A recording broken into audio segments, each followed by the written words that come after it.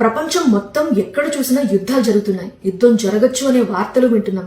Ukraine Russia, Israel కి Hamas కి మధ్య యుద్ధం, సూడాన్ లో నరమేధం, ఇండియా పాకిస్తాన్ మధ్య కూడా యుద్ధం జరగచ్చు అనే వార్తలు విన్నాం. ఇప్పుడు ఇరాన్ పై ఇజ్రాయెల్ అమెరికా యుద్ధం, సురక్షితమైన ప్రాంతాలనుకునే దుబాయ్, అబుదాబి ప్రాంతాల్లో కూడా దాడులు జరుగుతున్న వార్తలు వింటున్నాం. ఉదయం లేస్తే ఎప్పుడు ఏ వార్త వినాల్సి వస్తోందనని మనుషులు యుద్ధ భయంతో బతుకుతున్నారు. ఎక్కడా దేశాల మధ్య శాంతి కనిపించట్లేదు. ఇవన్నీ సాధారణ సంఘర్షణలేనా లేదా బైబిల్ చెప్పిన సంకేతాలా? కొందరు ఏమంటున్నారంటే మనుషులు ఒకరినొకరు చంపుకుంటారు, భూమి మీద సమాధానం ఉండదు అని ప్రవచన గ్రంథం 6లో ఉంది. మరో చోట యేసు స్వయంగా చెప్పిన మాట, మీరు యుద్ధ వార్తలు వింటారు, జనము మీదకి జనము, రాజ్యము మీదకి రాజ్యము లేచును, కరువులు భూకంపములు వస్తాయి, ఇవి వేదనలకు ప్రారంభము అని మాథ్యూస్ 24లో రాసి ఉంది.